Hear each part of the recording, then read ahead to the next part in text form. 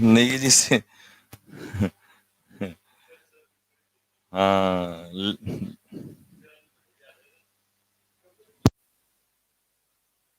लेते हैं। चलिए बच्चों, नमस्कार सभी को, गुड इवनिंग एवरीबॉडी। देरी के लिए क्षमा चाहूंगा मैं। ठीक है, कहानी को शुरू करते हैं एक बार फटाफट जल्दी से। हाँ, सो गए थे भाई, सो गए थे। अब थोड़ी बहुत देर सोना भी तो होगा यार। सुबह सुबह क्लास, रात को क्लास, दिन में भी क्लास, और बुक ऊपर से 5 तारीख तक, 10 तारीख तक तुम्हारे पास पहुंचानी है। तो भाई नींद भी तो आती है थोड़ी बहुत। तो इसीलिए कोई बात नहीं। ठीक है, चलो कहानी को शुरू कर लेते हैं, अब टाइम वेस्ट नहीं करेंगे। तो पैसेज आपके सामने है, ये PQRS आ गया पैसेज। तो पहले पैसेज सॉल्व करोगे, PQRS जल्दी बताओ फटाफट। हैं? पैसेज, पैसेज ले लो तो फिर जरा।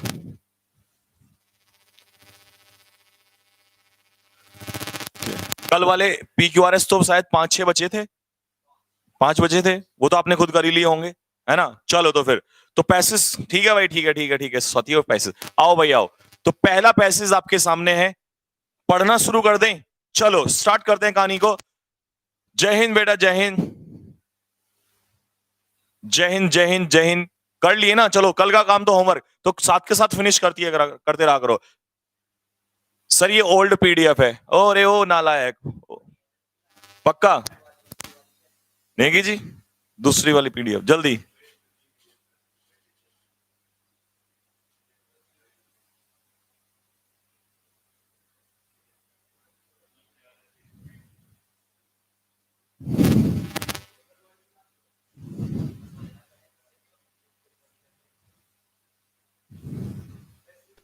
एक सेकंड, नहीं नहीं दूसरी भी है भाई, रुको जरा, एक सेकंड बच्चों, एक सेकंड।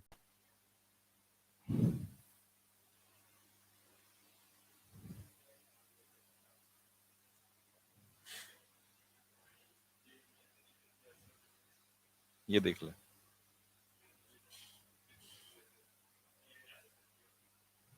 कहां पे?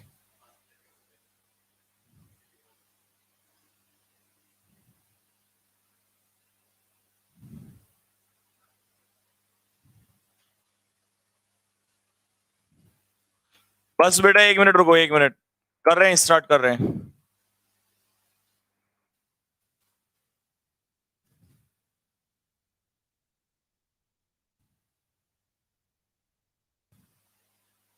देख उसमें आ गई जरा स्टाफ। हम्म हम्म, हाँ ये, बेटा 1 मिनट, बस 1 मिनट।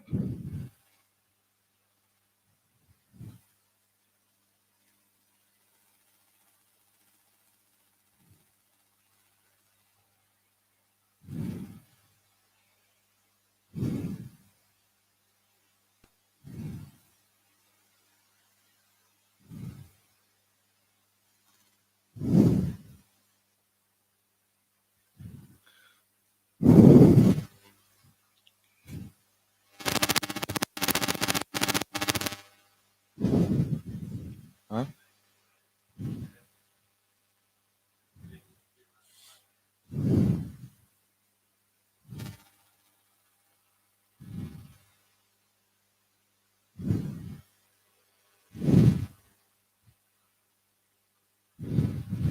चलो भाई, अब रिपीटेड नहीं है।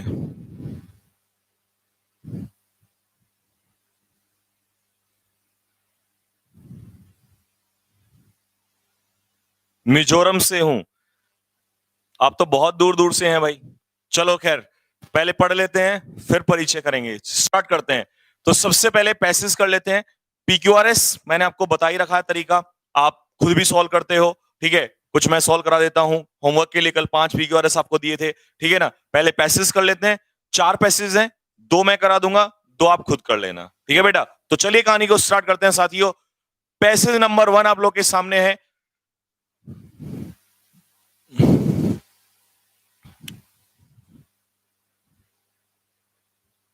ओके बेटा, ओके, चलो अब पढ़ाई पे ध्यान दो। गुड इवनिंग भाई, गुड इवनिंग। आओ क्वेश्चन करते हैं जरा। देखो पहली लाइन में क्या लिखा है, मैंस डिपेंडेंस, मतलब ये मानव के बारे में बताया जा रहा है। किसके बारे में बता रहा है, बताया जा रहा है? मानव के बारे में बताया जा रहा है, पूरी मानव जाति के बारे में बताया जा रहा है। मैन्स डिपेंडेंस यानी कि मानव जाति की जो निर्भरता है, जो जो हम लोग जो हैं वो निर्भर हैं किसके ऊपर? On plants is indispensable. Indispensable का मतलब लिखो जल्दी से। इंडिस्पेंसेबल का मतलब होता है नेसेसरी, आवश्यक, मतलब जिसके बिना काम ही नहीं चल सकता। तो बिल्कुल सही बात है, मानव इतना निर्भर है कि वो उसकी डिपेंडेंस क्या हो गई है? इंडिस्पेंसेबल। मतलब पेड़ पौधों के बिना हम नहीं रह सकते, ये बात बिल्कुल सत्य है। पहली लाइन क्लियर हो गई सभी को? नेक्स्ट आ जाओ। इट इज दिस डिपेंडेंस, ये निर्भरता ही है, हम उस पर इतने निर्भर हैं, और ये निर्भरता ही है फॉर किसके लिए? भोजन के लिए। ये निर्भरता किस चीज की? हम किस किस चीज पर निर्भर हैं? भोजन के लिए, शेल्टर के लिए। शेल्टर मतलब शरण। कहां से मिलती है शरण? पेड़ों के लिए से ही मिलती है। और मकान, कई बार लकड़ी के मकान बनते हैं, ठीक है ना, लकड़ी काम आती है मकानों में। क्लोथिंग, कपड़ा, पेड़ों से ही मिलता है, ठीक है। दैट हैज लेड हिम, तो ये जरूरत ही तो है, ये डिपेंडेंस ही तो है इन चीजों की, जिस वजह से इंसान ने क्या क्या किया है देखो। To explore all possible ways, इंसान ने हर संभव तरीका खोजा है। टू प्रिजर्व प्लांट्स, इंसान ने हर संभव प्रयास की है ऐसे तरीके खोजने की जिससे वो पेड़ पौधों को बचा सके। मेरे साथ साथ खुद भी दिमाग लगाते रहोगे, ये नहीं कि मैं बोल रहा हूं तभी समझ में आ रहा है, खुद भी पहले कोशिश किया करो, मेरे साथ साथ कोशिश किया करो, पेपर में तो तुम ही कोशिश करोगे। तो भाई ये मानव की निर्भरता, अगर मानव निर्भर नहीं होता इन चीजों के लिए तो वो नए नए तरीके नहीं खोजता बचाने के लिए पेड़ पौधों को। सब कुछ ट्राई कर लिया मानव ने, लेकिन ये डिपेंडेंसी है साथियों, ये निर्भरता ही है इन चीजों की जिसकी वजह से मानव ने हर संभव प्रयास कर दिया इंसान इन पेड़ पौधों को बचाने के लिए। From being lost, from being lost, नष्ट होने से, to the ravages of natural, to the ravages of natural और man made calamities. Natural calamities जैसे कि सुनामी, सुनामी, और इसके अलावा क्या हो गया? अर्थक्वेक, ये सब चीजें, तो ये नेचुरल कैलामिटीज हैं साथियों, ठीक है। मैन मेड कैलामिटीज का मतलब वॉर हो रही है, अब सोचो वॉर अगर हो रही है तो कितने पेड़ पौधे नष्ट होंगे। तो इन सब से बचने के इंसान ने बहुत तरीके ढूंढे हैं। किस वजह से? क्योंकि इंसान है निर्भर भाई, किसके ऊपर निर्भर है? पेड़ पौधों के ऊपर। किस लिए है वो भी बता दिया ना। चलो आगे, पहले यहां तक बताओ, क्योंकि ये पैसेज मुझे अच्छा लग रहा है, बढ़िया, अच्छे लेवल का। आपको भी लग रहा है? नहीं लग रहा है? ये सीधा सीधा नहीं है, थोड़ा कुछ है इसमें। तो यहां तक क्लियर है? थोड़ा थोड़ा क्लियर करके चलेंगे। हाँ भाई बताओ, यहां तक क्लियर है सभी को? यहां तक क्लियर है मेरे साथियों सभी को? और मैं चाहता हूं कि 4 में से 4 तुम्हारे ठीक होने चाहिए भाई, चाहे समय थोड़ा, क्योंकि पेपर में भी तुम्हें समय मिलेगा। 15 क्वेश्चन तो तुम, मुझे पता है, 3-4 मिनट में उड़ा दोगे, तो समय पैसेज को देना साथियों, 20 में से 20 लाने हैं। क्लियर है यहां तक सभी को बेटा? हाँ, रेवेज का मतलब होता है विध्वंस, रेवेज का मतलब होता है डिस्ट्रक्शन। तो नेचर की तबाही से, इंसान की तबाही से। क्लियर हो गया? शाबाश मेरे शेरो। आओ भाई आओ साथियों, अकॉर्डिंगली, उसी के अनुसार, उसी तरीके से, man has used different methods. जैसी अकॉर्डिंगली का मतलब जैसी जैसी जरूरत पड़ी उसी तरीके से इंसान ने अलग अलग तरीके यूज किए टू ओवरकम दीज कैलामिटीज। समझ में आ गया? मैनमेड के लिए मैनमेड तरीके से निपट रहा है, नेचुरल कैलामिटीज के लिए नेचुरल कैलामिटीज से निपट रहा है। तो मतलब अकॉर्डिंगली अलग अलग तरीके से बहुत सारे तरीके यूज किए हैं इंसान ने प्लांट्स को बचाने के लिए। वाइल डूइंग सो, ऐसा करते समय, बचाते हुए, scientist hit upon a technique. Scientist, जब कोई चीज दिमाग में हिट अपॉन करती है ना भाई, तो वो विचार आता है। तो साइंटिस्ट को एक टेक्निक दिमाग में आई। क्या टेक्निक आई दिमाग में अचानक से? Whereby plants can not only be restored from being lost, जिस टेक्निक के माध्यम से पेड़ पौधे, नॉट ओनली का मतलब, नॉट ओनली का मतलब न केवल उन्हें बचाया जा सकता है, उन्हें रेस्टोर किया जा सकता है खोने से, but can also be developed into a complete plant from a small plant part. नहीं आया समझ में? मुझे पता है नहीं आया। आओ तो साथियों फिर आ जाओ।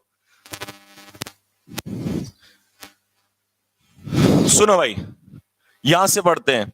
वाइल डूइंग सो, ऐसा करते समय, मतलब बचाने के रास्ते ढूंढते समय, ये तो आ रहा है ना। Scientist hit upon, scientist hit upon, scientist को, जितने भी साइंटिस्ट हैं, इन लोगों को एक आइडिया आया दिमाग में, अ टेक्निक, एक टेक्निक आई, whereby plants can not only, जिससे कि पौधे न केवल, यहां तक भी आ गया, टेक्निक क्या आई, क्या टेक्निक आई, जिससे पौधे न केवल रेस्टोर किए जा सकते हैं, मतलब लॉस्ट, नष्ट होने से बचा, रेस्टोर का मतलब बचाए जा सकते हैं, वापस लाए जा सकते हैं, but can also be developed, बल्कि नए पौधे भी डेवलप किए जा सकते हैं, into a complete plant from a smaller plant. एक सेकंड, एक सेकंड, स्मॉलर प्लांट से कंप्लीट प्लांट में डेवलप भी किए जा सकते हैं साथियों। एक सेकंड फिर सुनो, साइंटिस्ट के दिमाग में टेक्निक क्या आई कि वो न केवल इस टेक्निक से,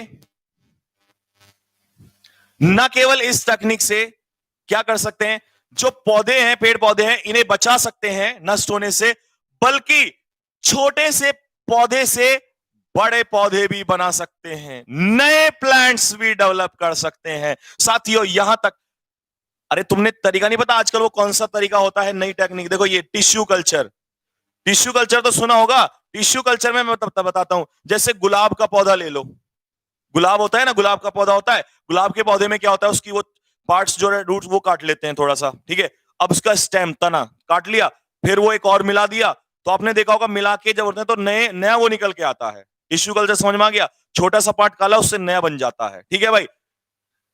हाँ भाई, क्लियर हो गया सभी को, यहां तक क्लियर हो गया सभी को। आओ भाई, सब्सिक्वेंटली, अच्छा एक सेकेंड, यहां से नहीं, यहां से, दिस टेक्निक, जो टेक्निक साइंटिस्ट के दिमाग में आई, कॉल्ड टिश्यू कल्चर। देखा साथियों, मैं इसी की बात कर रहा था ना, जो साइंटिस्ट के दिमाग में technique I, tissue culture I, और टिश्यू कल्चर बहुत चल रहा है, नए नए पौधे बनाए जाते हैं इससे। नेक्स्ट, सब्सिक्वेंटली, जिसके फलस्वरूप, subsequently proved to be a boon, जो वरदान साबित हुआ मानव के लिए। यहां तक कोई बात अगर डाउट में रह गई हो तो खोल के बता दो, जल्दी से आगे बढ़ रहा हूं, 4 के 4 सही करना। अगर मैं एक एक बात पे इतना चीख चिल्ला सकता हूं, को समझा सकता हूं, तो 4 के 4 करोगे तो खुशी मिलेगी, नहीं तो मेरा कोई फायदा नहीं है फिर आपको। यहां तक क्लियर है, कमेंट में बताओ जल्दी से। आगे नहीं बढ़ूंगा, लो मैं भी खड़ा हो गया भाई, तुम कमेंट नहीं करोगे तो लो मैं भी खड़ा हो गया, जल्दी से बताओ फटाफट। यहां तक क्लियर है सभी को? चलो भाई शाबाश, आओ। Basically tissue culture is a technique, tissue culture एक टेक्निक है, बाय विच, जिसके माध्यम से, आपको टिश्यू कल्चर समझा रहा है, जिसके माध्यम से छोटे छोटे पीसेस डिफरेंट प्लांट्स के, समझ गए ना, अलग अलग प्लांट्स के छोटे छोटे टुकड़े काट लिए, of a plant body are grown on a nutritional media under completely sterile conditions. Sterile क्या होती हैं? स्टेराइल कंडीशंस कैसी होती हैं? स्टेराइल भूमि कैसी होती है? बंजर, स्टेराइल कंडीशंस। इस लाइन को दोबारा समझो, टिश्यू कल्चर पूछ सकता है आपसे कि टिश्यू कल्चर क्या होता है। सुनो भाई, टिश्यू कल्चर एक ऐसी टेक्निक है जिसके माध्यम से छोटे छोटे pieces of different parts of a plant, एक प्लांट के अलग अलग पार्ट्स के जो छोटे छोटे पीसेस हैं, उससे क्या किया जाता है, of plant body are grown, छोटे छोटे पीसेस उगाए जाते हैं, are grown on a nutritional media under completely sterile conditions, यानी कि जहां बिल्कुल बंजर हो, उसमें न्यूट्रिशनल बेसिस पे छोटे छोटे वो उगाए जाते हैं, किससे? Different part of a plants body, plant body से। यहां तक क्लियर हो गया सभी को? नेक्स्ट, अगला, दीज एक्सप्लेंट्स, एक्सप्लेंट्स कहां से आ गया?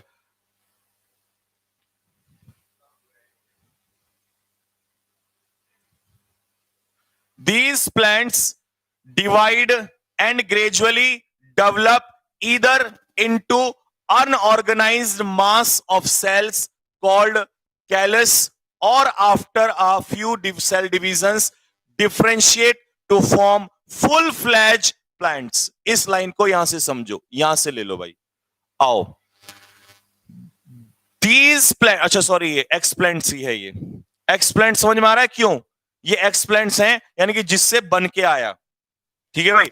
These explants डिवाइड, ये क्या हो जाते हैं? डिवाइड हो जाते हैं, और धीरे धीरे डेवलप होते हैं इधर, या तो किसके रूप में? या तो डेवलप होते हैं अनऑर्गेनाइज्ड मास ऑफ सेल्स, यानी कि अनऑर्गेनाइज छोटी छोटी सेल्स के रूप में डेवलप होते हैं, जिसको हम क्या कहते हैं? कैलस। या after a few cell division, या जब सेल्स डिवाइड हो जाती हैं तो differentiate to form full flash plants, या वो किसके रूप में हो जाते हैं? प्लांट्स के रूप में, कंप्लीट पौधा बन जाता है उसका। The concept of tissue, tissue का जो कॉन्सेप्ट है, द कॉन्सेप्ट ऑफ टिश्यू, हां बेटा विनय मौर्य बोलो जल्दी से। The concept of tissue culture dates back to 1878। ये जो टिश्यू कल्चर का कॉन्सेप्ट है, ये कब से चला हुआ आ रहा है? 1878 से चला हुआ आ रहा है। नेक्स्ट, अगला, next, scientist like Haberlandt in 1902, जिसको पोस्टुलेट का मतलब होता है एक्सप्लेन करना। साइंटिस्ट लाइक, साइंटिस्ट को पसंद है हार्बर्ट लैंड इन 1902, जिसको उन्होंने एक्सप्लेन किया, क्या एक्सप्लेन किया? That cultivation of artificial embryos. अब आर्टिफिशियल एम्ब्रोयज मैं आपको बताता हूं। एम्ब्रोयो वैसे तो मदर स्वोम में होता है, मदर स्वोम में जो बेबी होता है उसे एम्ब्रोयो कहते हैं, ठीक है। फीटस, फीटस समझ में आ रहा है? फीटस, मदर स्वोम में क्या होता है बेबी, उसे फीटस कहते हैं, और जो पार्ट होता है उसे कहते हैं एम्ब्रोयो, ठीक है। Scientist like Haberlandt in 1902 postulated, जो एक्सप्लेन किया गया, दैट की cultivation of artificial embryos can be possible. Artificial embryos का cultivation can be possible, possible है कब? Depending on the nutritional media. ये केवल न्यूट्रिशनल मीडिया के ऊपर संभव है, मतलब न्यूट्रिशनल मीडिया के बेस पे आप छोटी छोटी सेल से पौधे बना सकते हैं। कैलस सुबह वाली पीडीएफ नहीं मिली, सुबह वाली सर एडमिशन के लिए बात करनी है बेटा, जिसको भी एडमिशन के लिए बात करनी है ना, वो इस कांटेक्ट नंबर पे कॉल कर लेना। देखो ये लाइन, लास्ट वाली लाइन आपको यहां से भी क्लियर हो जाएगी कि वैज्ञानिकों ने भी 1902 में पोस्टुलेट का मतलब एक्सप्लेन, ये बात क्लियर हो गई थी, ये मान लिया था कि पोषण संबंधी मतलब न्यूट्रिशनल मीडिया माध्यम पर आधारित, ये तो इतना खतरनाक सा है, ये सब हो सकता है। समझ में आ गया? यही तो बताया था लास्ट में कि ये 1902 में, कहां गया भाई? 1902 में साइंटिस्ट लाइक हार्बर्ट लैंड इन, इसका मतलब समझ लो साइंटिस्ट लाइक किसकी तरह, ये हार्बर्ट लैंड जो है ये किसका नाम है? साइंटिस्ट का नाम है। साइंटिस्ट जैसे मोहन, साइंटिस्ट जैसे कि रोहन, साइंटिस्ट जैसे कि रामू, साइंटिस्ट जैसे कि सामू, साइंटिस्ट जैसे कि गोपाल, साइंटिस्ट जैसे कि हार्बर्ट लैंड। समझ में आ गया? नाम दे दिया उसने, साइंटिस्ट जैसे कि इसका नाम दे दिया। 1902 में ये मान लिया था, पोस्टुलेट कर दिया था, एक्सप्लेन कर दिया था कि भाई कल्टीवेशन ऑफ आर्टिफिशियल एम्ब्रोयज केवल संभव है किसके ऊपर संभव है? न्यूट्रिशनल मीडिया के ऊपर संभव है। कल्टीवेशन का मतलब क्या होता है बेटा? कल्टीवेशन का मतलब होता है हिंदी में, तो यार अब मैं, कल्टीवेशन का मतलब है, कल्टीवेट करने का मतलब होता है, अरे जैसे खेती नहीं होती क्या? हाँ हाँ, प्लो करना, कल्टीवेट करना मतलब प्लो करना। अब थोड़ा हिंदी में भाई,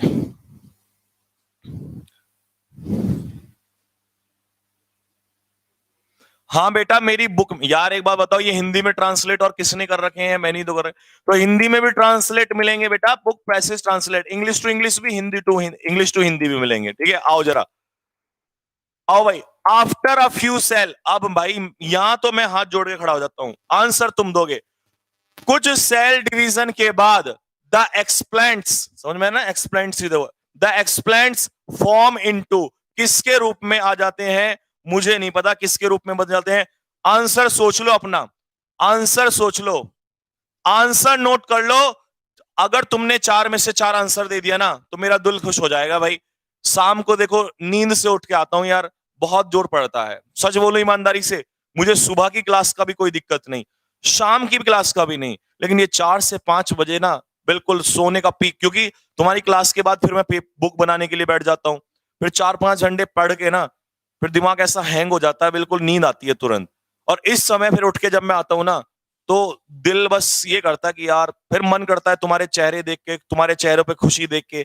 तो अगर इतनी मेहनत से मैं आ रहा हूं, सुबह की क्लास में कोई दिक्कत नहीं, शाम की नहीं, लेकिन दोपहर में समझ सकते हो ना फीलिंग, एकदम से बस ऐसा लगता है ओह पता नहीं। लेकिन फिर भी कोई दिक्कत नहीं है साथियों, आपके लिए जान हाजिर है। बट आंसर 4 के 4 ठीक करना। अपना आंसर लगा लिया सभी ने, पैसेज में तो देख लिया था। लो, किसी का गलत ना भाई, मुझे गलत से बहुत दिक्कत होगी। एक बार देख लो, फ्यू डिवीजन वाला दिखा देता हूं तुम्हें, आ जाओ, क्योंकि पैसेज में तो देखने को मिलेगा ना वहां पे, पर ऑनलाइन होगा, जरा ध्यान रखना। कहां है भाई फ्यू डिवीजन ऑफ सेल वाला?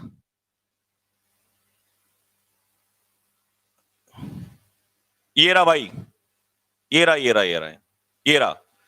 These explants divide and generally develop either into unorganized mass of cells called callus, या आफ्टर अ फ्यू सेल, या कुछ सेल डिविजन्स के बाद differentiate to form full flash plants. भाइयों देखो, अगर अभी भी गलत करोगे ना भाई तो मेरा मन बहुत दुखी हो जाएगा। इसमें क्वेश्चन का आंसर छिपा हुआ है, पढ़ लो एक बार, पढ़ लो भाई, क्वेश्चन गलत मत करना यार, देखो बहुत मन दुखता है फिर।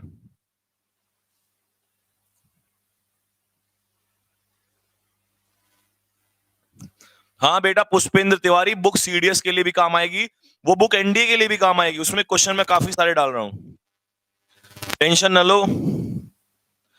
कर लिया भाई सभी ने? चलो तो अगले क्वेश्चन पे आ जाओ। और मैं आपको एक बात बताऊं, लोग जो मेहनत करते हैं ना, आपने देखा होगा वो कैब इसमें तो सब करते हैं, लेकिन बहुत ही कम ऐसे होंगे जो पैसेज में मेहनत कर रहे हैं। तुम पैसेज में एक बार मेहनत करके तो देखो भाई साहब, आपकी लाइन लग जाएगी, 20 में से 20 की गारंटी लिखवा के दे रहा हूं मैं। क्योंकि इसको तो बच्चे जाते पेपर में अटेम्प्ट करते हैं पहली बार, और फिर सोचते हैं जो स्टोरी बेस में आया, एक राजा था, उसकी रानी थी, उसके बेटे, तो कर लेते हैं, ऐसे को छोड़ देते हैं। तो क्या फायदा बताओ, 5 नंबर तो तुमने छोड़ दिए ना, फिर नंबर वही 10-11 आते हैं। अगर ये हो जाए ना तो रोक ही नहीं सकता, कोई ताकत ही नहीं है।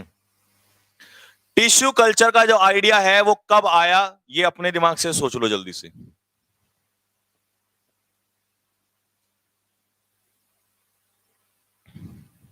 नेक्स्ट, मैन की डिपेंडेंस प्लांट पे कैसी है, वो कैप भी लगा रखा है इसने, वो कैप बताओ जल्दी से। इंसान की डिपेंडेंस बताओ जल्दी से कैसी है, बोलो भाई। अरे इंडिस्पेंसिबल था नहीं था, बस इंडिस्पेंसिबल का इसमें ढूंढ लो। इंडिस्पेंसिबल, देखो मैंने क्या कहा था, अगर जिसके वो कैब याद नहीं है, एक क्वेश्चन वो कैब का आता ही आता है, एक क्वेश्चन वो कैब का आता ही आता है, एक क्वेश्चन वो कैब का आता ही आता है। और ये तो पहली लाइन में ही लिखा था शायद, स्टार्टिंग में। लो भाई, अगर 4 में से 4 ठीक नहीं हुए ना तो साथियों दिल इतना दुख जाएगा ना, बस तुम समझ नहीं सकते।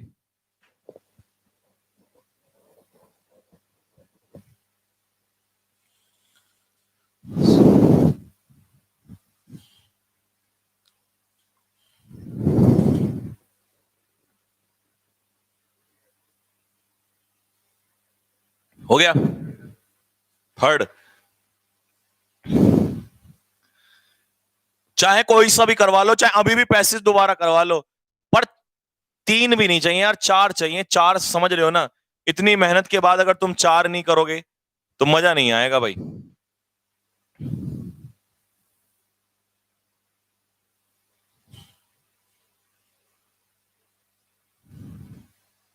पैसेज दोबारा, अच्छा बस यही काम रह गया, 2 बार तो पढ़ दिया बेटा। अगर इतने में समझ में नहीं आएगा तो कैसे चलेगा? आ जा भाई, कर दे शुरू काम। चलो अब आंसर मैच करो तुम।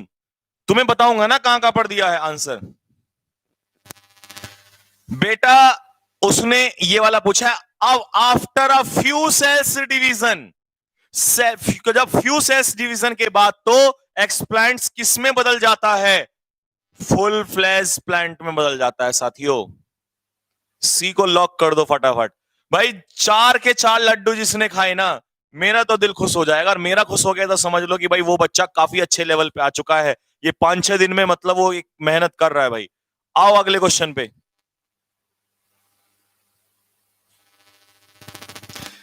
ये टिश्यू कल्चर का आइडिया कब शुरू हुआ था साथियों? डेट्स बैक टू लिखा था ना, डेट्स बैक टू 1878। अगला पैसेज, पहले इसको तो कर लेने दे, तू ज्यादा तेजी हो रहा नालायक। भाई इसका मतलब सुनो, मैंने बोला भी था, मैंने इंडिस्पेंसिबल का मतलब बोला था नेसेसरी, आवश्यक बोला था ना। तो आवश्यक, परमानेंट नहीं यार, परमानेंट में ही तो मुझे पता तुम यहां फंसोगे। मैंने उसका मीनिंग बोला था कि इतना जरूरी है कि जैसे अभिन्न अंग, बहुत आवश्यक। सी इसका आंसर हो जाएगा। ये तो गधे को भी पता है। ये तो जिसने गलत कर दिया वो तो जाके डूब मरो, थोड़ा सा नहाते हो कम से कम पानी में, जिसका ये गलत है। अब भाई, अब मुझे लड्डू बताओ कितने खाए किसने? शर्ट अच्छी लग रही है, जूता भी बहुत अच्छा लग मारता हूं सर में। शर्ट पे ध्यान दे ले, यहां मत ध्यान दे लेना। स्कोर बता जरा, क्या नाम था इसका शर्ट वाले का? नाम स्कोर बता दू पहले अपना। लो भाई 4 में से 4 लड्डू देखो कितने साफ, बहुत बढ़िया मेरे शेरों, बहुत बढ़िया। 3 भी हैं भाई, 4 और 3 पे बहुत सारे हैं।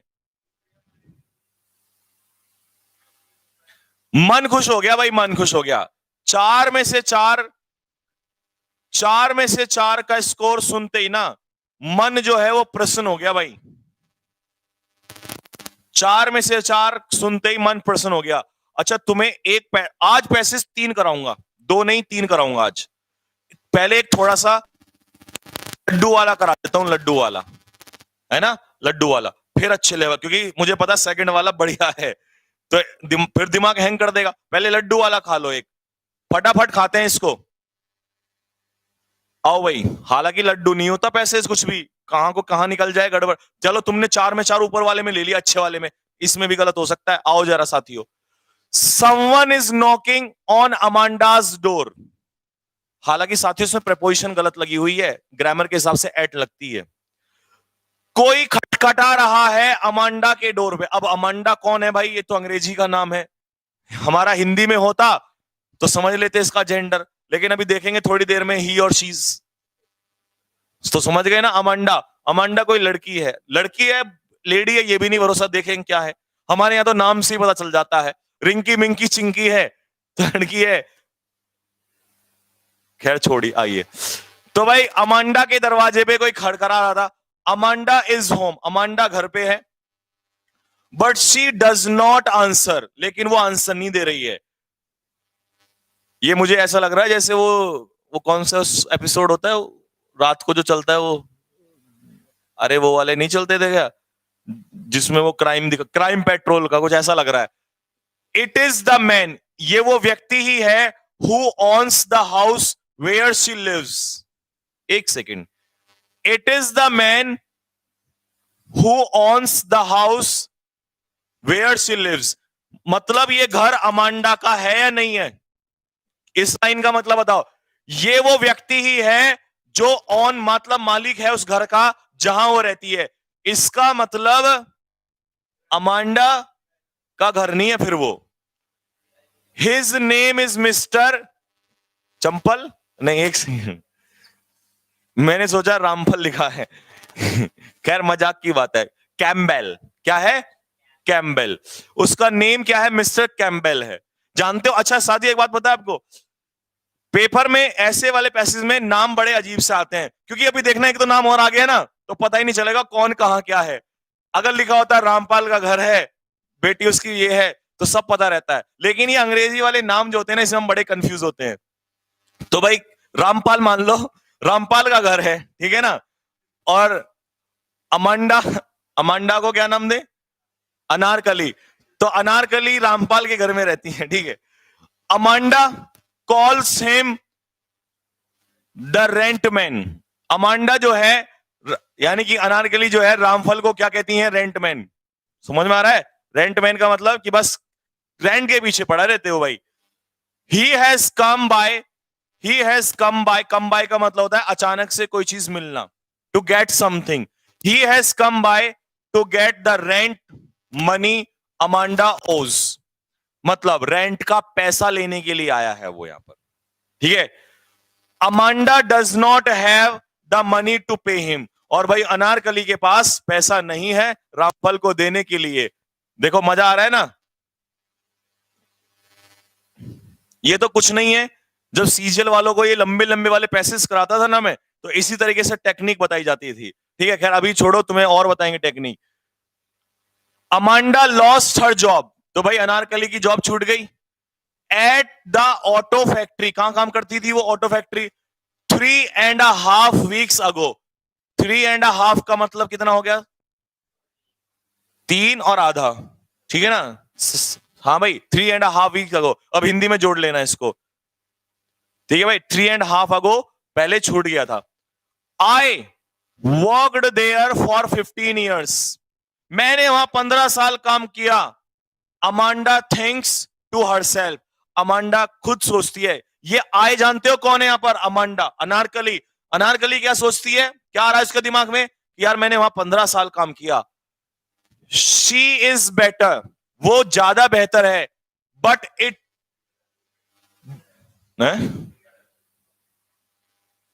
अच्छा sorry, bitter, bitter, bitter. She is bitter, इसका मतलब बेटर नहीं, sorry for that. She is better, इसका मतलब उसके जो वर्ड्स हैं वो थोड़े से एसर्बिक हो रहे हैं, बिटर हो रहे हैं, ठीक है, कड़वाहट भरे। But it took them just 1 day to take my job away. अब ये बिटर क्यों लिखा है मैं बताता हूं। बिटर इसलिए लिया है क्योंकि उसके जो वर्ड्स निकल के आ रहे हैं ना, विचार, उनमें थोड़ी कटवाहट पर निकल के आ रही है। क्यों? क्योंकि वो सोच रही है कि मैंने 15 साल काम किया, लेकिन उन्हें केवल एक दिन लगा to take my job away, मुझसे मेरी नौकरी छीनने में। तो भाई अनारकली के दिल में इस समय प्यार है या नफरत है, बताओ साथियों जल्दी से कमेंट में लिख के बताओ। अगर वो बिटर है तो इसका मतलब यहां पर अनारकली कहीं ना कहीं नफरत दबाए बैठी है। Amanda has no idea, Amanda के पास कोई सोच विचार नहीं है, आइडिया नहीं है। When she will find another job, कि भाई अमांडा को नहीं पता कि अगली जॉब कब मिलेगी, उसके कोई दिमाग में आइडिया नहीं आ रहा है। इसका मतलब कोरोना वाली हालत है। लॉट्स ऑफ अदर पीपल, बहुत सारे और व्यक्ति, फ्रॉम हर फैक्ट्री, उसकी फैक्ट्री से, lost their job 3 weeks ago. Corona जैसा हाल ही चला। 2 का मतलब है भी, तो अमांडा के साथ साथ बहुत सारे लोगों की भी नौकरियां चली गई। She looks for work every day, वो रोजाना काम के लिए सर्च करती है। लुक फॉर, अच्छा सुबह मैंने लुक फॉर बताया था। लुक फॉर फ्रेजल वर्ब का क्या मतलब होता है? लुक फॉर फ्रेजल वर्ब का मतलब क्या होता है? नेकी जी बता, सुबह बताया था, सर्च करना। अगर तू ये नहीं बताया था ना तो बहुत बुरा होता। आओ भाई, she looks for work every day, रोजाना सर्च करती है। She looks for work at a restaurant, तो रेस्टोरेंट पे देखा उसने कि भाई क्या जॉब मिल सकती है। You have never worked at a restaurant, तुमने कभी काम नहीं किया रेस्टोरेंट पे। द ऑनर टेल्स हर, किसी रेस्टोरेंट में गई होगी, वहां जाके रेस्टोरेंट में उसने कहा भाई कि नौकरी चाहिए, उसने कहा नहीं तुमने पहले कभी रेस्टोरेंट में काम ही नहीं किया। This job is not for you, क्योंकि तुमने काम नहीं किया तो तुम्हें एक्सपीरियंस नहीं है, तुम्हारे लिए नौकरी नहीं है। She looks for work at the book store, book store में चली गई बेचारी। अब इंसान पे मुसीबत आती है तो पता नहीं क्या क्या, अरे कितना लंबा है भाई, हैं? एक बात बता दूं साथियों, जो पैसे टाइप के होते हैं ना, स्टोरी बेस वाले, ये बहुत लेंदी होते हैं। इनमें इसलिए इनको बहुत ध्यान से पढ़ना पड़ता है। ये लगते तो आसान है पर क्वेश्चन गलत करवा देते हैं। तो अनारकली की बात चल रही है लगातार, भूल मत जाना बिल्कुल भी, नहीं सब मिक्स हो जाएगा, फिर दोबारा पढ़ना पड़ेगा, इतना टाइम वहां नहीं होता। We don't have any job right now, तो भाई बुक स्टोर पे कहा, क्या कहा कि भाई हमारे पास कोई नौकरी नहीं है। द क्लर्क टेल्स अमांडा, तो क्लर्क ने अनारकली को यह बात बोली। She looks for work at the grocery store. Grocery store तो जानते हो, ग्रोसरी स्टोर पता है? ग्रोसरी ये होता है जो आपके ये, जैसे स्टेशनरी में तो पेन पेंसिल ये वाला होता है, ग्रोसरी में जो ये घर का सामान मिलता है ना, तो उसे कहते हैं ग्रोसरी। अरे वो क्या होते हैं, बर्तन वगैरह जो भी, ये सारा, ठीक है। हाँ, आई विल कॉल यू, मैं तुम्हें बुला लूंगा, टू लेट यू नो, तुम्हें बता दूंगा, यार आई विल कॉल यू, मैं तुम्हें कॉल करके बता दूंगा, ठीक है भाई। हाँ हाँ, वही किराने की दुकान। द मैनेजर सेज, मैनेजर ने कहा जब वो ग्रोसरी के उसमें गई। अमांडा इज वरीड, अब अमांडा को बहुत चिंता हो रही है। She is running out of money, बेटा ये लिखो, running out, run out of का मतलब होता है कम पड़ जाना, रन शॉर्ट, लिखो रनिंग आउट ऑफ का मतलब है रन शॉर्ट, कम ही पड़ जाना।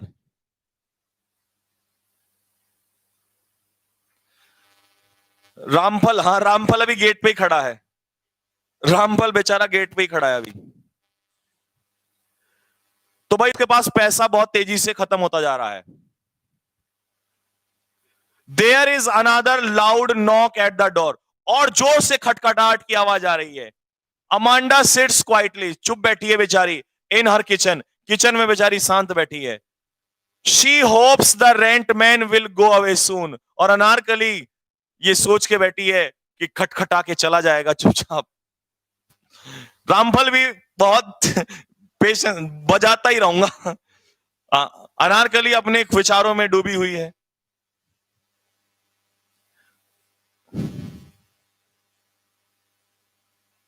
लो भाई, अब आंसर नोट कर लो जल्दी फटाफट।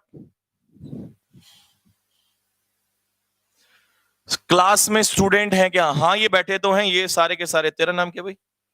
पुनीत, तेरा?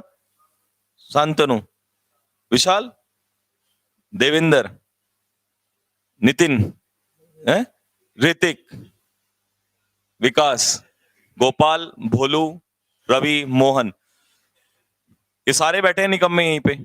मजा आ गया ना, मजा लेते रहो, आंसर भी ठीक करते रहो, हैं? क्या वैकेट? वैकेट का मतलब खाली करना। तो अनारकली ने होप किया था कि रेंटमैन विल गो अवे, रेंटमैन चला जाएगा। अनारकली ने ऐसा क्यों सोचा कि भाई रामफल जो है वो चला जाएगा? क्योंकि उसे बैंक लोन देना था, हॉस्पिटल बिल, घर खाली करना था, या रेंट अभी भी उसके पास बचा हुआ था, रेंट देना था। सोच के बताओ, ये बताओ अमांडा चिंतित क्यों है?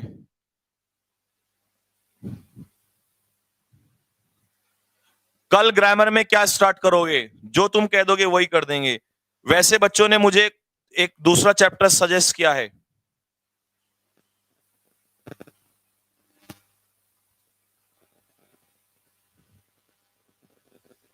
बोलो।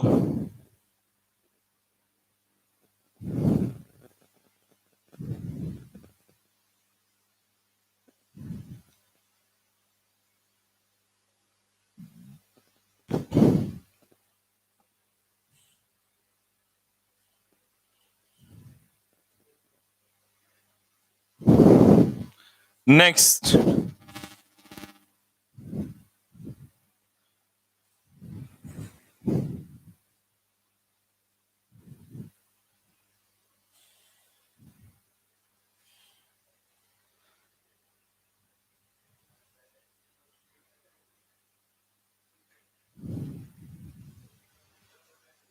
है, लो भाई यहीं से शुरू कर दें। तो पैसा क्यों नहीं था? क्योंकि उसकी नौकरी चली गई थी। आगे आ जाओ, ये बताओ अमांडा को बुक स्टोर पे नौकरी क्यों नहीं मिली थी? क्योंकि वहां कोई वैकेंसी खाली नहीं थी। अमांडा चिंतित क्यों थी? क्योंकि उसके पास पैसा और रामपल बाहर खड़ा था।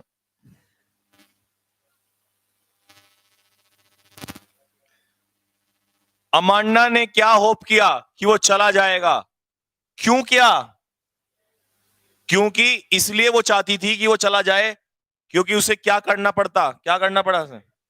क्योंकि उसे रेंट अभी भी देना पड़ रहा था। 4 में से 4 बता दो भाई किसके हैं? सबके 4 में से 4 हैं। अच्छा, तुम्हारे में से 4 में से 4 वाले बता दो भाई। 4 में से 4 वाले इधर कौन कौन है?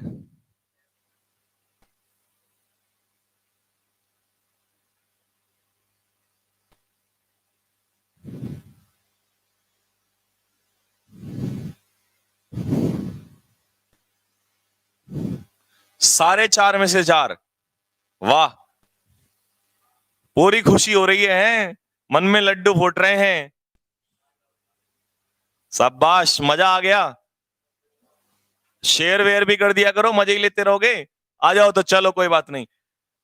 द बंगाल रिनेसेंस, पहले तो रिनेसेंस का मतलब लिखो पुनर्जागरण, बंगाल का उदय, बंगाल रिनेसेंस।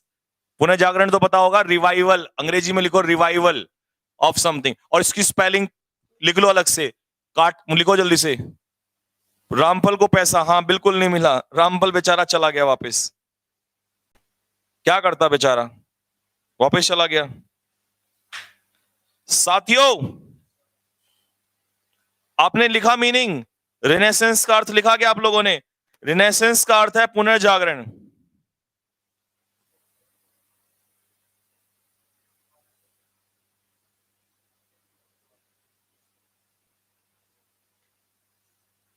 हाँ भाई, क्लियर हो गया? चलो भाई, बंगाल रिनेसेंस कहां से संबंधित है? बंगाल का पुनर्जन्म, पुनर्जागरण कब हुआ? To a social reform movement, एक समाज सुधार मूवमेंट से संबंधित है। थोड़ा सा दिमाग का लेवल बढ़ा के चलो। अगर साथियों इसमें भी 4 में से 4 या 3 या ले आए ना हम, तो समझ लो कि हमारे मतलब मेहनत हो गई है, मजा आ रहा है भाई।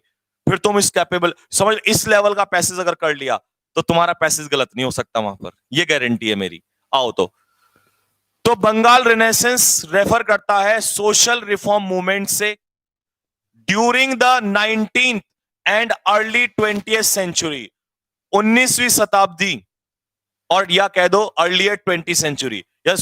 यानी कि किसका मतलब है, 19th सेंचुरी का कहां होगा, एंड होगा, क्योंकि अर्लियर 20th सेंचुरी लिखा हुआ है। तो कह रहा है during the 19th and earlier 20th century से संबंधित है। जो अर्लियर 20th सेंचुरी या 19th सेंचुरी में जो समाज सुधार हुआ था, उससे संबंधित है कौन? बंगाल रेनेसेंस। ठीक है, in the region of Bengal, किस क्षेत्र में? बंगाल में। इन अनडिवाइडेड इंडिया का मतलब क्या है? कि भारत बटा हुआ नहीं था। During the period of British rule, British साम्राज्य के दौरान। यहां तक क्लियर है साथियों? यहां तक क्लियर है? बंगाल रिनेसेंस, बंगाल का उदय, can be said to be said, can be said to be said, नहीं ये एक ही होगा, इसमें गलत टाइपिंग हो गई है। ठीक है, can be said to have started, तो बंगाल के रिनेसेंस को हम क्या कह सकते हैं? टू हैव स्टार्टेड विद राजा राम मोहन। कि बंगाल का उदय किसके साथ हुआ था? राजा राम मोहन रॉय के साथ। ये उनका तारीख दिया हुआ है इस दौरान, मतलब ये किसकी तारीख है? राजा राम मोहन रॉय, इसके बीच में उनका मतलब पूरी लाइफ रही। And ended with Rabindranath Tagore का ये दिया हुआ पीरियड, और रविंद्रनाथ टैगोर के साथ उनका उसका अंत हो गया। किसका अंत हुआ? बंगाल रिनेसेंस। ऑल्दो, भले ही, देयर हैव बीन मैनी स्टालवर्ट का मतलब लिखो, लिखो स्टालवर्ट का मतलब।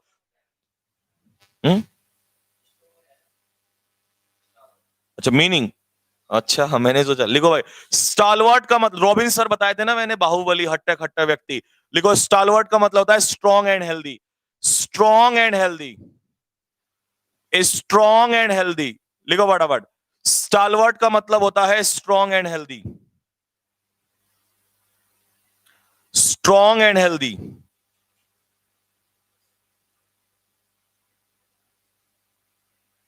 ठीक है भाई, स्ट्रॉन्ग एंड हेल्दी। आओ, ऑल्दो देयर हैव, ये तो क्लियर हो गया। एम, अब सुनो, although there have been many stalwart there, बहुत सारे हट्टे खट्टे लोग थे। After embodying particular aspect of the unique intellectual. कह रहा है कि भले ही वहां पर बहुत सारे स्टालवर्ड्स थे, वहां पर किसके बाद एम्बेडिंग पर्टिकुलर, एम्बेडिंग का मतलब होता है, लिखो रिप्रेजेंट, एम्बडी मतलब रिप्रेजेंट दर्शाना, एम्बडी का मतलब होता है रिप्रेजेंट दर्शाना। Although there have been many stalwart there, after representing particular which are aspect of the unique intellectual and creative output, वहां बहुत सारे ऐसे लोग थे जो क्या रिप्रेजेंट कर रहे थे। Although there have been many stalwart there, जो रिप्रेजेंट कर रहे थे, आफ्टर रिप्रेजेंटिंग, रिप्रेजेंट करने के बाद, particular which are aspect of the unique intellectual and creative output. तो जो यूनिक आउटपुट आया या जो यूनिक इंटेलेक्चुअल, यानी कि आउटपुट कैसा, a unique intellectual and creative output, जो सबसे भिन्न इंटेलेक्चुअल, दिमाग से जुड़ा हुआ, यानी कि बहुत ही कैसा इंटेलिजेंट एंड क्रिएटिव आउटपुट जो आया।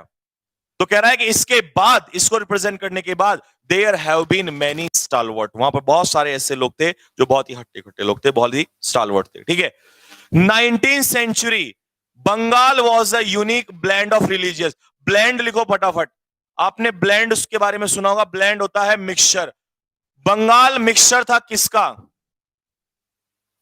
बंगाल जो है, कह रहा है 19th century Bengal was unique mixture of religious and social reformers, यानी कि बंगाल में इस शताब्दी में ये किसका मिश्रण था, मतलब अलग अलग जगह, land of religious and social reformer, यानी कि धार्मिक सुधारक, धार्मिक तो ये होगा ना, धार्मिक सुधारक और समाज सुधारक, यानी कि धार्मिक सुधारक और समाज सुधारकों का मिश्रण था। मतलब बहुत सारे रिफॉर्मर्स वहां पर, रिलीजियस रिफॉर्मर भी थे और सोशल रिफॉर्मर्स भी थे, इसका मिश्रण था बंगाल में इस शताब्दी में।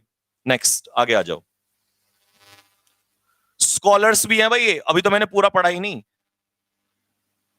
तो भाई धार्मिक, blend of religious and social reformers, scholars विद्वान लोग भी थे, लिटरेरी जाइंट्स का मतलब है बड़े बड़े ज्ञानी भी थे, जर्नलिस्ट भी थे, पैट्रियोटिक ऑरेटर्स मतलब देशभक्ति वाले देने वाले, स्पीच देने वाले भी थे, एंड साइंटिस्ट भी थे, ऑल मर्जिंग, जो सब मर्ज हो गए, to form the image of a renaissance, जिन्होंने सबने मिलके क्या किया, पुनर्जागरण किया, रिनाइसेंस किया, revival, and marked the transition from, transition का मतलब है एक जगह से दूसरी जगह में बदलना, एक स्टेट से दूसरी स्टेट में, transition from the medieval to the modern.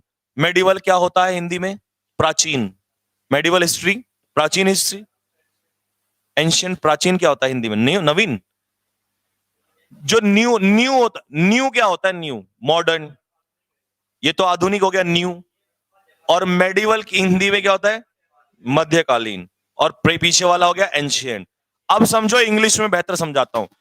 तो कह रहा है कि बदलाव हुआ मेडिवल से कहां, मॉडर्न में, एंशियंट हो गया प्राचीन, ये को पता ही है, ओल्ड। क्लियर हो गया सभी को। तो ये सब इसमें किसमें थे, ये सब इसमें जुड़े हुए थे, यानी कि इन सब का रोल था किससे, मेडिवल से मॉडर्न बनाने में। क्लियर हो गया साथियों। थोड़ी सी हिंदी के लिए क्षमा चाहूंगा।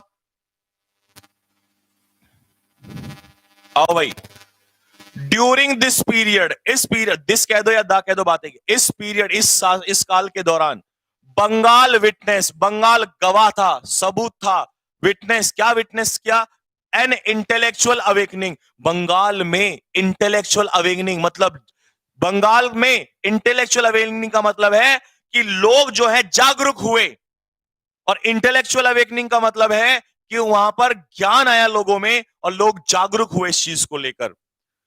That is in some way similar, जो कि किसके समान था, टू द यूरोपियन रिनाइसेंस, यानी कि यूरोप में का जो जागरण हुआ था, यूरोपियन पुनर्जागरण जो हुआ था ड्यूरिंग द 16th सेंचुरी। तो यूरोप के लोग थोड़ा सा पहले ज्यादा सतर्क हो गए थे, ज्यादा समझदार हो गए थे, ये 16वीं शताब्दी में हो गए थे। ठीक है भाई। Although Europeans of that age, उस एज के जो यूरोपियन लोग थे, मतलब उस युग के, were not confronted with challenge, उन्हें इतना चैलेंज झेलना नहीं पड़ा, and influence of alien colonialism. Alien का मतलब समझ रहे हो, बाहर से आए हुए। तो बंगाल के लोगों को तो झेलना पड़ा था ब्रिटिश वालों का, लेकिन जो ये थे यूरोपियन से, इन्हें इतना ज्यादा नहीं झेलना पड़ा। कॉलोनियलिज्म जानते हो क्या होता है? बताओ क्या होता है हिंदी में, क्या कहते हैं? कॉलोनियलिज्म होता है, कॉलोनियलिज्म से पहले कॉलोनी ले लो, इसको हिंदी में कहते हैं, यानी कि अब हिंदी में थोड़ा सा दिक्कत हो जाएगा। सर जी आप पैसेज बहुत अच्छा पढ़ाते हैं लेकिन क्लास क्या नहीं हो पाती? क्या लिख रहा है भाई? अवेकनिंग का मतलब होता है बेटा, अवेक का मतलब है तो जागना होता है, लेकिन यह इंटेलेक्चुअल अवेकनिंग का मतलब है लोगों में एक जाग। अब मैं कहूं ना भाई, आज के लोग जो है जागरूक हो रहे हैं, ज्ञान आ रहा है उनके अंदर। तो इंटेलेक्चुअल अवेकनिंग का मतलब है कि उनके अंदर ज्ञान आया, नॉलेज आई, उन्हें पता चला समाज में। हाँ भाई, ये कॉलोनियलिज्म हिंदी में बताना यार मेरे को। एक्चुअली कॉलोनियलिज्म होता है मेकिंग ऑफ कॉलोनीज, अलग अलग कॉलोनीज। हाँ ठीक है भाई, दिस इज कॉल्ड कॉलोनियलिज्म। ठीक है, आ जाओ। दिस मूवमेंट, ये जो सुधार था, ये जो आंदोलन था, क्वेश्चन, इसने क्वेश्चन किए, यानी कि मुद्दा उठाया, क्वेश्चन उठाया किस बात पे? एग्जिस्टिंग ऑर्थोडॉक्सीज। जो, अब ऑर्थोडॉक्स पता है क्या होता है? ऑर्थोडॉक्स विचार कैसे होते हैं? ऑर्थोडॉक्स विचार होते हैं जो रूढ़िवादी होते हैं एक तरीके से। तो जो रूढ़िवादिता फैली हुई थी, जो कट्टरपंथी फैली हुई थी, कट्टरपंथी तो डिक्टेटरशिप हो जाती है, ये होते हैं पुराने विचार, छोटे विचार, ऑर्थोडॉक्स। ठीक है, इस ऑर्थोडॉक्स पर सवाल उठाया किसने? इस समाज सुधार ने, इस मूवमेंट ने। ठीक है साथियों, नेक्स्ट। शादी करनी है? किसको करनी है शादी? तुम शादी में ही उलझे रहना। यहां बच्चे 5 में से 5, 4 में से 4 क्वेश्चन कर रहे हैं, तुम शादी में उलझे रहना। Particularly with respect to women, जो महिलाओं से जुड़ी ऑर्थोडॉक्सी थी ना, कि भाई सती प्रथा, ये सारी बातें, तो इनके ऊपर सवाल उठाया इस मूवमेंट ने। ठीक है भाई, मैरिज, शादी को लेकर, कि भाई शादियां कम उम्र में कर देना, ये सारी चीजें।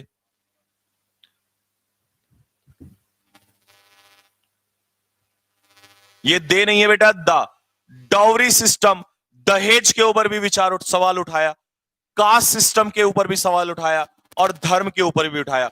One of the earliest social movements, बहुत सारे सोशल मूवमेंट्स में से जो एक था, दैट इमर्ज्ड, जो निकल के आया during this time, was the young Bengal movement. समझ में आ गया? एक तरीके से हिस्ट्री का ही चल रहा है ये। तो क्या था वो? यंग बंगाल मूवमेंट था। ठीक है भाई, सबसे पहले बहुत सारे जो मूवमेंट पहले हुए उनमें से एक क्या था? Young Bengal movement that espoused rationalism. Espouse का मतलब लिखो सपोर्ट। देखो प्यारे बच्चों, वो कैब आ रही है, मीनिंग अगर याद है तो निकलता जा रहा है, अगर आपको मीनिंग याद नहीं होता, बताओ समझ में आता? नहीं आता। इसीलिए वो कैब करने आया करो रात को 8 बजे सभी। ठीक है ना? जिसने सपोर्ट किया किसका? रेशनलिज्म, लॉजिकल चीजों में। रेशनल होता है लॉजिकल। एंड एथिज्म, एथिज्म क्या होता है? एथिज्म होता है, हिंदी में इसको पता नहीं क्या कहते हैं, इंग्लिश में इसे कहते हैं when somebody does not believe in God, नास्तिक। हाँ नास्तिक। तो जो नास्तिकता है इसका सपोर्ट किया, और रेशनलिस्ट का सपोर्ट किया, as the common denominators of civil conduct among upper caste educated Hindus. तो भाई जो अपर कास्ट एजुकेटेड हिंदूज थे, उनमें इस यंग बंगाल मूवमेंट ने किसका सपोर्ट किया? रैशनलिज्म का और एथिज्म का। किसके रूप में किया? कॉमन डिनोमिनेटर्स, यानी कि मेन फैक्टर था, ये मेन फैक्टर था किसका? Of civil conduct. आगे समझ में? Of civil conduct, civil conduct मतलब सिविल बिहेवियर। ठीक है, यानी कि सामाजिक व्यवहार। The parallel the paralleled socio religious movement, जो सामाजिक सुधार मूवमेंट था, पैरेलल मतलब जो साथ साथ, वही। द ब्राह्मो समाज डेवलप्ड, कब उत्पन्न हुआ? यानी कि ये जो साथ साथ समाज सुधार जो मूवमेंट चल रहा था, एक तो हम उसका जिक्र करते हुए आ रहे हैं ऊपर, इसके पैरेलल साथ साथ कौन चल रहा था? क्या नाम है इसका? ब्राह्मो समाज। डेवलप्ड, कब डेवलप हुआ? ड्यूरिंग दिस टाइम पीरियड, इसी दौरान ब्राह्मो समाज भी हुआ। Counted many of the leaders of the Bengal renaissance among it followers, मतलब उसमें कौन भी थे, यानी कि एक बार फिर से पढ़ लो, इसका मीनिंग पढ़ो कि जो ये इसके साथ साथ समाज सुधार मूवमेंट था, कौन सा चल रहा था? ब्राह्मो समाज, जो डेवलप हुआ किस दौरान? दिस टाइम, इसी समय जिस समय वो चल रहा था। Counted many of the leaders, बहुत सारे नेता देखे गए ऑफ बंगाल रिनाइसेंस के अमंग इट्स फॉलोअर्स। मतलब ब्राह्मो समाज में कुछ वही लोग थे जो किसमें थे, ऊपर जो मूवमेंट हमने पढ़ा इसमें। तो जो लीडर्स इसमें थे वो लीडर्स ब्राह्मो समाज में भी थे।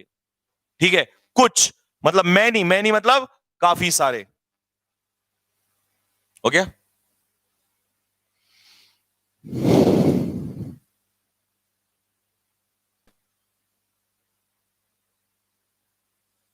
ये देख रहे हो लास्ट लाइन, इसी समय विकसित हुए समांतर धार्मिक आंदोलन जिसका नाम था ब्रह्म समाज के अनुयायियों में बंगाल पुनर्जागरण के बहुत से नेता शामिल थे। ठीक है भाई, मतलब बंगाल वाले भी, जो बंगाल मूवमेंट हम पढ़ रहे थे उसके लोग इसमें भी शामिल थे, इसके फॉलोअर्स। ठीक है भाई, भाई अगर इसमें 4 में से 4 ले आए ना तो सच में सारी मेहनत कब, सारी मेहनत सफल हो जाएगी हमारी।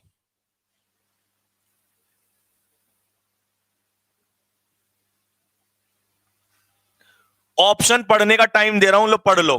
Find the option that is opposite in the meaning alien. अब बताओ, मैंने हिंदी भी बताई थी। एलियन पहले मीनिंग ढूंढो, फिर इसका अपोजिट ढूंढो। मैं तो नहीं बताऊंगा भाई, पेपर में कोई और थोड़ी बताएगा, पेपर में तो इतनी कोई हिंदी भी नहीं बताएगा, सोच रहे हो ना। और इतनी हिंदी तुम खुद निकाल सकते हो, लेकिन तुम्हारी वोकैब अच्छी होनी चाहिए। और देख रहे हो हर पैसेज में एक वोकैब आ रही है, और 5 में से क्वेश्चन वोकैब का आता ही आता है। 2019 के पेपर में भी आता है, 2019 के एयरफोर्स के पेपर में एक क्वेश्चन वोकैब का क्वेश्चन आना। इसका मतलब 5 में से एक तो उसका पैसेज भी नहीं आया अगर समझ में, तो एक वोकैब का क्वेश्चन तो तब भी पक्का हो जाएगा। वोकैब कर लो स्ट्रॉन्ग। हो गया भाई, चलो भाई, अगर 5 में से 5 आ गए ना, मेरी जो नींद तुमने, मतलब मेरी जो नींद खराब हुई ना, मुझे लगेगा कि हाँ सफल हो गई। बंगाल रेनाइसेंस अलग था 16 सेंचुरी के यूरोपियन रेनाइसेंस से, क्यों था अलग? बंगाल रेनाइसेंस में क्या चीज अलग थी जो कि यूरोपियन रेनाइसेंस से अलग थी? बताओ भाई, कहो तो मैं ये बता भी दूंगा कहां पर आया है, लेकिन एक बार पढ़ लो आराम से, कोई टेंशन नहीं है।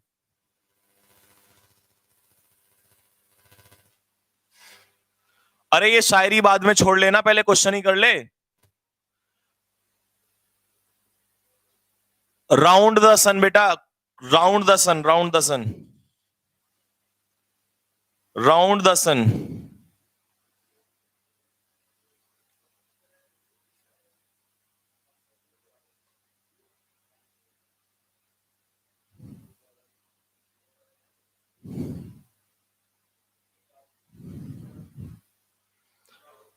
भाई यूरोपियन रेनाइसेंस बंगाल रेनाइसेंस से अलग कैसे था?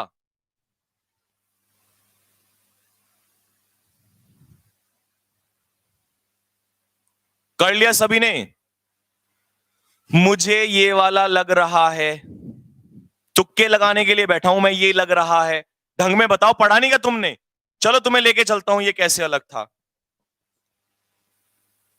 क्योंकि गलत तो होने नहीं दूंगा किसी भी हालत में। कहां गए यूरोपियन? ये रहा, सुन लो। During this period Bengal witness a intellectual awakening that is in some way similar to the European, इसके समान था।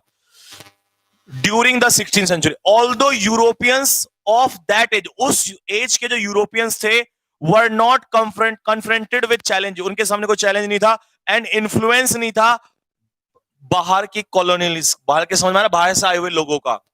बात समझ में आ गया? दिस मूवमेंट, क्वेश्चन बस हो गया, क्वेश्चन क्वेश्चन तो यही खत्म हो गया, क्वेश्चन यही हो गया। मैं ज्यादा बोलूंगा तो तुम्हें आंसर ही समझ में आ जाएगा, फिर मजा किस बात का यार, इतनी बार तो समझा दिया।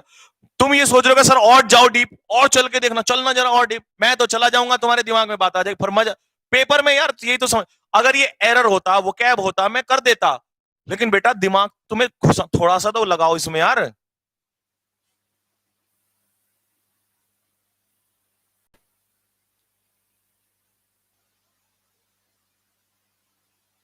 आ गया ना अब तो?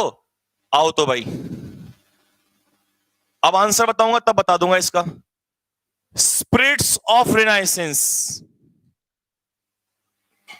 पुनर्जागरण का जो स्पिरिट है, जो जोश है, वो किस बात में है या क्या है बताओ?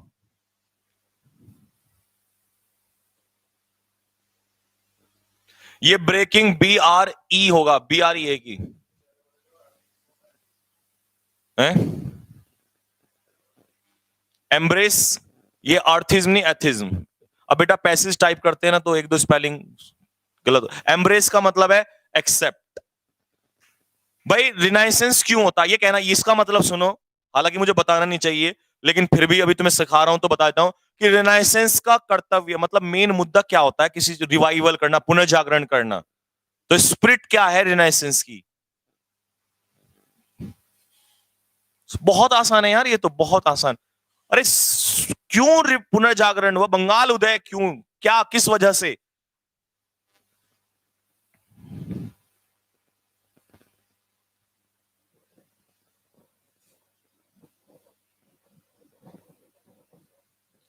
नेक्स्ट, आगे बढ़ू भाई, इतना टाइम तो बाकी काफी है। बंगाल रिनाइसेंस मूवमेंट, अब बताओ, कॉलोनिज्म को उखाड़ फेंकना चाहता था, प्रोपोगेट का मतलब है सपोर्ट, फैलाना चाहता था, ब्राह्मोइज्म फैलाना चाहता था, सोशल रिफॉर्म चाहते थे to improve the lot of weak and downtrodden, जो बेसहारा लोग थे उनको सुधार करना चाहता था, या इनमें से कुछ नहीं? बहुत सिंपल है बेटा। अब मैं सोच रहा हूं तुम्हें इस टाइप की कराऊंगा, क्योंकि ये वैसे वो नहीं होते कि रामपाल के आया नारकली के पास और वो तो उन्हें तो कोई भी कर लेगा। ये वाले, इनमें क्या लगता है कि इनका इनके ना लॉजिकल होते हैं, इनमें सोचना पड़ता है, दिमाग। और दिमाग भाई अब सोच लो यार, 20 में से 20, सब ये भी तो देखो, लाखों बच्चे बैठेंगे, अब 20 में से 20 के कुछ गिने चुने आएंगे, तो तुम्हें वही तो बनाना है। कर लिया? अब सोचना मेरे नजरिए से, तुमने अपना तो सोच लिया, क्योंकि देखो भाई, किसी टीचर को जब फॉलो कर रहे हो तो वो यही तो सिखाएगा इस तरीके से करना। तो बोला यार मैं जब ये सोच रहा था तो कि ये मैंने ये क्यों नहीं सोचा।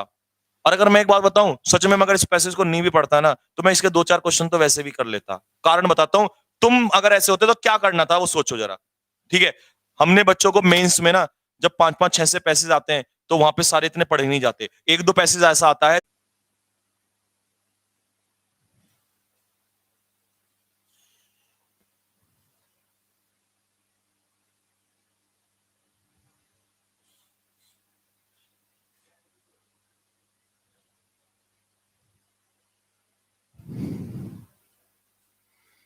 बेटा बफरिंग अभी भी हो रही है कि एक बार बताना जरा?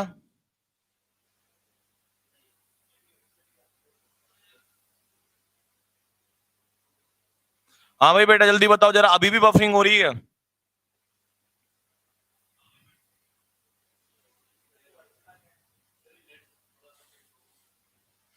देखो अब यार, नेट है, क्या कर सकते हैं, कभी कभी इसमें हो ही जाता है ये गड़बड़।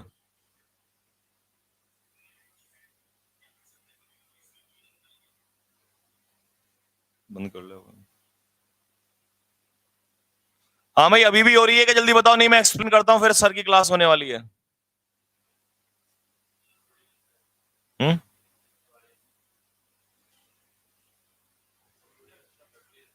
सब ठीक है? कमेंट दिखाओ भाई जरा। कोई दिक्कत नहीं, चलो भाई। तो एलियन होता है विदेशी, बंद करो यार। विदेशी एलियन होता है, स्ट्रेंजर विदेशी। तो ऑपोजिट क्या होगा, स्वदेशी। और स्वदेशी के लिए वर्ड है इंडिजेनस। लो एक वोकैब याद करो, इंडिजेनस होता है नेटिव, इंडिजेनस होता है, इंडिजेनस होता है स्वदेशी या नेटिव, लिखो। तो ये इसका आंसर हो जाएगा। ठीक है भाई, नेक्स्ट अगले क्वेश्चन पे आ जाओ। अब सुनो भाई, बंगाल रेनेसेंस यूरोपियन से इसलिए अलग था क्योंकि वो लास्ट लाइन में लिखा था कि वहां पर बाहर से आए हुए लोगों का उनका कोई प्रॉब्लम नहीं था। तो बंगाल रेनेसेंस वाज असेंशियली कहां गया, सॉरी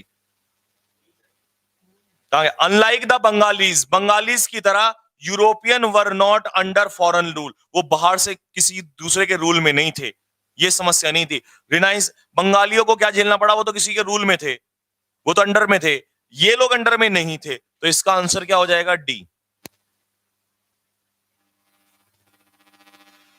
स्पिरिट, अब रिनाइसेंस की स्पिरिट जो है वो क्या है, इस बात में लाई करती है कि वो ब्रेक करे सारी साइकिल्स, मतलब बेड़ियां of backwardness and narrow mindedness. इसी वजह से तो रिनाइसेंस होता है कि सब कुछ बेड़ियां, ये सब चीजें खत्म कर दी जाएं। तो सी इसका आंसर है बेटा। डी वाला देखो जरा, डी भाई ये तो बिल्कुल ही आसान है यार। बंगाल रिनाइसेंस का क्या पर्पस था, वो ये पर्पस था कि वो समाज सुधार चाहते थे, इंप्रूव करना लॉट ऑफ किसमें, दवी कमजोर लोगों में और डाउन ट्रोडन जो बेसहारा हैं। तो सी। अपना स्कोर बताओ जल्दी फटाफट। 4 3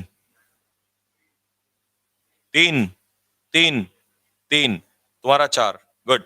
बोलो भाई।